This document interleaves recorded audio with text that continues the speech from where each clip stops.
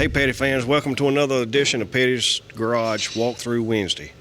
Today we got a little bit of a special guest here. Well, not really a special, well, maybe special. I'm special. But anyway, this is our camera guy. This is Chris Sullivan. He's the one that actually sits behind the scenes and runs the camera for us. And we're just going to have him goof around a little bit today. We're going to goof around a little bit today while Witcher is over there beating on some metal, but I guess we'll get around to that. Well, it is a workshop. I mean, you know, it can't be quiet in here all the time. Not all the time, but I'm kind of wondering, because my office is right there, you've been goofing around with this thing for, it feels like forever. So what are you doing on this thing? Well, now you're making me sound slow. And I am kind of slow, but I mean, not in that way, but no, this is our 2011 Marcus Ambrose winning race car that we're restoring for Barry Graham. Talk about hard to find parts. Try to find parts for a 10-year-old race car. Yeah. I mean, we've struggled everywhere just trying to find the pieces to put on this car.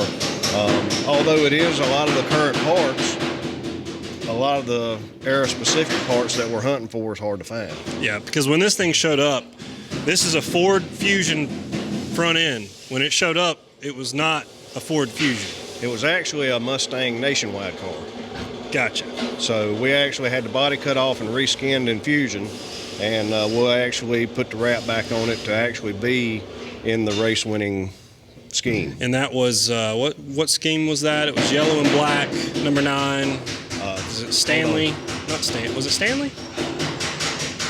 I can't quite remember. Was it Stanley or DeWalt? I ain't seen the pictures of it yet. Yeah. I can't tell you. I just know the mechanics of it. So what all have you been adding? Because we'll get a shot here of under the hood. But not too long ago, this didn't have anything under the hood. It was just the frame. So what all have you been doing under the hood? So basically, like you said, we stripped everything down, took the brakes off of the suspension off, all the interior, sent it off and had it sandblasted. And once we got it sandblasted, we could send it to the body hanger to get the body rehung. What I've been doing the past couple of days is all the pieces that we have for it, we had all those sandblasted, repainted, all the hubs redone, just trying to get it back to where it will actually go on the racetrack at some point. Yeah. Maybe not in a race, but the way they talk, Ambrose wants to drive it on the track again. Now that would be cool. So it does technically have to be race ready. Okay, gotcha. So all these parts are race parts. We're going to have a race engine in it.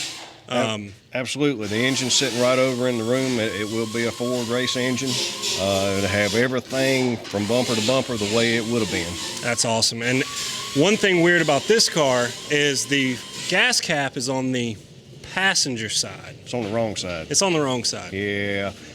So basically at Watkins Glen, you come in the pits backwards. Okay. So that's why the gas filler and all is on this side of the car.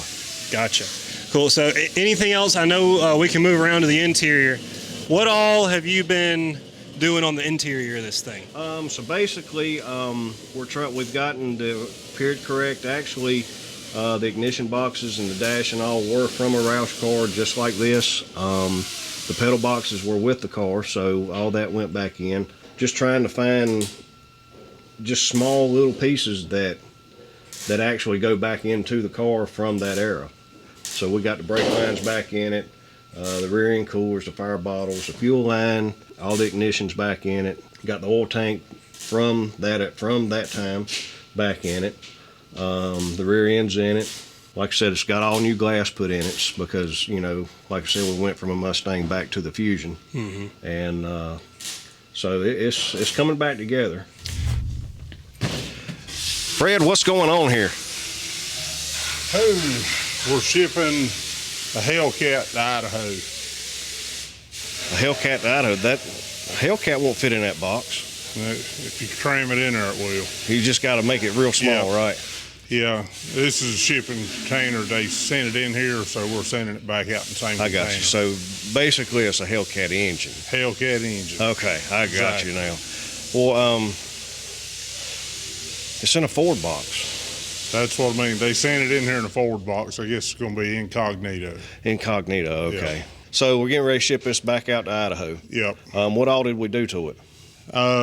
It came in burnt number 1 cylinder up. So we repaired it and turned it into a 426. Okay, so it's a big inch engine for a Yeah. Hellcat engine. Right. So there's where we're at, and we're sending all the takeoffs back. Got you. So we With got it. some. Is that a crank or? Yeah, it's 2 cranks because they actually sent in the Hellcat and a 6.4. Okay. And the 6.4 is in process, but in order to make space, we're shipping all the other takeoff parts out at the same time. 10-4. Sounds good. So There you have it. Hellcat in a Ford box. back to Darrell in the booth. Okay, guys, we're going to move on to our latest project here with Brian. We'll talk to him a little bit about this. What we got going on, Brian? I see an LS and a 79 Monte Carlo. Well, technically, it's a 76 Monte Carlo. Yeah, but they're all the same. Yeah. It's this is a car Richard. It's supposed to be a replica, street legal replica of the car Richard ran in '79. So this is for General Tire, right? It is. It is for General So Tire. if y'all haven't ever seen it, we actually did an 84 Buick for General Tire, what, two and a half years ago? I think it'll be 3 years. It Yeah. unveiled in February. Yeah, So, about 3 years ago, coming up on 3 years ago, we did an 84 Buick replica car, kind of the same thing with an LS and a 6-speed in it, and all aluminum sheet metal inside, just to kind of replicate the race car from 1984. So now they're wanting another car updated. They decided to do the 79 Monte Carlo championship car. This one's got different wheels and tires on it now. yeah, technically the Regal was supposed to have had this style wheel and tire, but that's a whole nother story when we built that car. But we wanted it to look as much like the race car as possible, and the folks at General agreed they want it to be a display, and they're going to take it to the races. So, that's the tire that they'll race. I see the bumpers have been cut. Why did we cut the bumpers? Well, the original race car, they were cut and tucked like that, so we're doing this one similar. It's not done exactly the same way as the race car, but we've got the one in the museum we keep going over there and looking at, and it was cut in a similar spot and done a similar way. Well, at least we got a good template, Yeah, we've got a good like the original one. the original. Yeah, How did we get all these big tires on it? you see, Jerry did a lot of this work too. We had to cut the wheel openings big just to get it set down. We put Ride Tech suspension on it, 2-inch drop spindles. So we kind of cut the wheel openings out and put the car on the surface plate where we wanted it, and then Jerry made some struts to put in it, so we could raise it up and put it on these elephant stands and work on it. So I like the leg bars. yeah, bolt ends. Yeah, bolt-in leg bars, yeah. I think that adds a good touch. Yeah, it makes it look a little racy when it's over with. Now, will this be, you say a street leader is going to have air condition? Yeah, it'll have I think we decided to delete the radio this time, didn't we? no radio, but it will have AC. And I saw the gauges the other day. We're putting the original Stuart Warner. Yeah, looking- original Stuart Warner style gauges, original style dash. The Regal, we put a Holly dash in it, and it was all digital and had the big Alpine stereo, but the car's so loud you couldn't hear the stereo. So Right. we're just going a little old school. Well, with this one ought to be loud, hadn't it? It should be. It's got the same engine that the Regal had in it. So And we're putting a 6-speed in it, right? correct. I see the sheet metal going together on the inside. Yeah. We got two roll bars in the inside. We got seat belt mounts on the bars. There's a lot of the drive shaft tunnel missing. Yeah, and there's going to be even more. Oh, yeah, because looks like it's going to have to go up a little bit too, ain't it? Yeah, we're going to have to raise all the tunnel up just to get all the driveline angles correct. Yeah. The car's so low. We're just going to have to cut the cross members out of the floor and put a tunnel in it and rebuild the structure back. But I think it's looking good. I can't wait to drive this one. yeah, it'll be pretty cool. The Regal drove really well, and it's pretty much the same suspension setup we put on the Regal. So And now when this thing come in, it had swivel buckets in it. We're gonna put them back in. I don't believe we'll put the swivel buckets Oh, back in. man. Fenders is looking nice. Yeah, we're coming along. We got the quarters made. Working on the front fenders now, so I've got just rolled the wheel up and on the left front. So Did we cut the rear bumper as well? the rear bumper's cut as well. Jerry took it off to finish out welding it. So it's cut down just like the front. Made the same type filler panel to fill in the void on the upper side as we did on the front. So Who did these god-awful fenders? I don't know. They need to fire that guy. No, they look real good, I think. I mean, if you go over there and look at the original car, man, it almost looks like it was done in 1979. Are you calling me old? Well, we are getting old. I mean, we are getting old. I mean, I don't think I was but 7. I was 3. Okay. Well, maybe we didn't do it. So Brian, what kind of intake and oil we're going to put on this piece here? It'll have a Holley intake. The injection system is going to be fuel injected, but it's going to have a throttle body that looks just like a old school Holley carburetor. Oh wow! So it's really going to fit the part other than being an LS. Other than being an LS, yeah. And then I'm sure we'll make our custom Petty's Garage coil covers to go over this one. So. I think we was even going to put a quicker steering box on it too, wasn't we? Yeah, we have acquired a 12-to-1 off of an old race car we're restoring here, which I think you just talked about a little bit ago, and they put an 8-to-1 ratio box on that, so we're going to put the 12-to-1 box on this one. Man, this is going to be ready to sell off in the corner at Martinsville, won't it? Yeah, have better brakes than probably what he did in '79. Well, there you have it, guys. Just remember, General Tire is going to do an in-depth build on this car on social media, so be sure and look at them at the link listed below. I know this has been in the making for like 4 months now. Probably a little longer than that. I think we ordered it in May. Well, okay, but why did they put a heavy-duty golf cart housing in it? Golf cart? I mean, it's about that wide. I mean, it's awful short. Well, the tires are a little wide for the back of this thing. Oh, okay. So we got a 9-inch narrowed rear end. How wide's the tires are going on this thing? 18. Now, for y'all that are just joining in, this is for the Hell Camino that we're doing for a customer. 18-inch wide Pro Street tires. How tall is it? How big were the wheels? They're I mounted them. I can't remember. They're a 31-inch tall tire on a 20-inch rim, 18 inches wide. Man, that's some meat hooks. 36 inches of rubber across the back. We're going to have to do a lot of cutting in the bed, ain't we? Yeah. There's not going to be much bed left when we get done. So anyway, give us a little bit of info on this chassis. Where's it from? This is an Art Morrison chassis. The customer specifically wanted this chassis. We ordered it pretty much ready to go. All the suspension, brake lines, the housing, gear, it all came as a unit. Those are some pretty hefty motor mounts. What's going in it? 555 big block, fuel injected. Woo! And what's going behind that? Tremec 6-speed. Oh, man. So you're going to be able to roast those 33-inch wide worth of tires. Yeah, with a 430 gear. 430? Yeah. Oh, man. So why did he decide to go with this chassis? I really don't know. He wanted a Pro Street, and we started this project. This is for the 70 El Camino. His project started with an 82.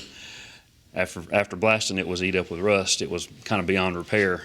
And so this is a very good customer of ours. He knows exactly what he wants, and I pretty much don't question him. And when he says he wants it, we get it. So, Steve, if you're watching, I'm glad we're doing a 70 instead of an 82. Yeah, me too. So I see we got a rack up here. Yep. We got Corvette spindles. How big's the front tires going to be? They're 18 by 8s. 18 by 8, so they're a whole lot skinnier than the rear. Yeah. So you basically got front runners on the front and meat hooks in the back. So I mean, it's going to give it the Pro Street look like he's hunting for, right? Yeah. And the thing will be low. It'll be cool looking. Now, the forge line wheels on it are awesome. So we're gonna. I'm sure. I know we're doing air condition. Is it going to keep it Pro Street looking, or is it going to be? Well, outside, it'll be Pro Street looking, but inside he wants it to feel like 1970. So it's a basic door panels. We don't have the factory seats. We're going to put an aftermarket seat in it that's bolstered up a little bit and stuff. But nothing real fancy. Like I said, he said his words were he wanted it to feel like 1970 when he sat in it. He wants analog gauges. So, Us old guys are like that, though. yeah, purist. Yeah, he's a little bit older than us, but I mean, A little bit. yeah, but well, cool. I see we got a 4-link in the back. Do you know how to adjust all those? Somewhat. Depends on if you want to launch or ride, right? That's right. I think he's going to be riding more than he's going to be launching. So. Yeah. Let's go look at this Corvette real quick while we're standing down here. Haven't done a whole lot to it. Got a lot of the lines and stuff done. The gas tank's in it. Done a little bit of suspension work. The body's down here with it. Yeah, they actually, the body shop lined the bottom of it and painted it and painted the engine bay. So that part of the car is done. It's ready to put the body on the chassis when the engine's ready. I saw it up there. We got to go look at it. All right, let's go check it out. All right. Holy bat wings, Robin. That's bad. I love it. You like the header sticking way out there? Oh, yeah. I mean, this thing looks like it's ready to launch off a carrier somewhere. So, what did we end up getting for him? This is a 502 GM crate motor. He had a 454 with the car originally. We took it apart. It had some rust issues in the cylinder heads and in the water jackets. We had the motor cleaned, brought it back, and found a fairly sizable crack in the block. So his best option was to go with a GM crate motor. Well, we got a little bit of warranty with this too now, right? Yeah. So I just can't get over the headers. I mean, that's cool. A Corvette don't look that wide. No, but you got to figure they run right off into the side pipes. Yeah, yeah. Calf burners. Yeah, for sure. Anyway, now is this going to be fuel injected or? No, it'll be carbureted. He brought us the carburetor and stuff with it, so we kind of mentioned fuel injection to him, and we were able to talk him into putting an electronic distributor in it just for reliability purposes. Now, what's going to be behind this one? It's factory 4-speed. That's going to be a lot of engine in front of that little 4-speed. It is. I hope it's one of them, what do they call them? Rock crushers. I hope it's one of those. But no, it ought to be a cool piece when it's done. Yeah. We've got the vintage air front runner kit to go on it because that car is going to have AC as well. Even though it's a convertible, he wanted AC on it. So Why is that? customer wants, customer gets. Customer wants, customer gets. Fair enough. All right, we'll leave the bat here in the cave. The bat cave. We'll leave the bat here in the cave, and Fred, what are you doing now? Paperwork. You're just everywhere, ain't you? Oh, you don't. You caught me off guard. Oh, Fred's like American Express. He's everywhere you want to be. Some places you don't. listen to that petty tune. Guys, this is something we're starting out. You can come and bring your UTV, whether it be a Polaris, a Can-Am, Honda, all the major brands. We've done a couple of them now. We feel confident that we're moving forward with it. You can adjust your throttle response. You can adjust your rev limits, your speed limits, all your fueling. You can really dial in your power plant to your clutch now. Actually put these on the Dynajet, get all the run stuff going. The tuner actually unlocks your computer and tunes your UTV here at Petty's Garage now. All right, we're gonna stick with the off-road stuff. This one's pretty cool, but this one here I really like. I'm kind of a Jeep guy. This is a Jeep we actually did a couple of years ago, and I think this is about the third revision on this Jeep. 426 with a Magnuson blower, true dual 3-inch exhaust out. This guy's a great customer. Just to let you know, we're having a Jeep cruise in November the 13th. So he's going to be here for this. And Sparky, what are you doing to this one now? So we've got a new module that controls your boost level. Instead of it being based off of vacuum, it'll actually be electronically controlled. So you don't get that surging when you're going down highway speed, stuff like that. So the boost is controlled electronically. Right. And that was an upgrade that he wanted on this Jeep, so I'm installing one now. Well, Mitch, what are these? Well, as we talked about earlier about our Jeep cruise in November the 13th, here at Petty's Garage, we don't do those cheap plastic and marble looking. The ones that break on the way home. Yeah, the ones that break on the way home, you know, trophies. So we make all of our trophies in-house. A lot of it is discarded parts, but when Todd ain't building strut tower bars and overflow tank or water tanks for Hellcats or anything, Todd is our resident trophy builder. Yeah. So you can see, you know, we got a gear drive here, we got a valve spring, there's a transmission gear, there's 2 gears out of a transmission, a flex plate, a lifter, there's actually a cam lobe, a brake pedal. So I mean, like I said, just to take it that one step extra on customizing stuff, this is our trophies. Yeah. So if you're coming to the Jeep show, the Ruber Trucks Petty's Garage Jeep show on November 13th, we're giving out 3 awards, and if you win the award, one of the awards, you get one of these custom-made trophies. And why are we in the paint shop with these trophies? Well, once they're done, we actually clear these things so that they'll have years of lasting beauty to them. Yeah, they'll have a nice. This is all bare steel. It's been tumbled and cleaned up. So once they're tacked together, you have to have something to protect them from the rust and the elements. Yeah, these are going to be really cool. This one right here is my favorite, the V8. I don't know. I kind of like the gear drive. Yeah, the gear drive's cool too. Yeah. But anyway, so there it is, guys. Don't forget to come out to the Jeep show if you're local. If you want to drive a little ways, November 13th, right here at Petty's Garage. Free admission. Free admission. BYOJ. Bring your own Jeep. Well, I thought that. Well, I ain't gonna go there.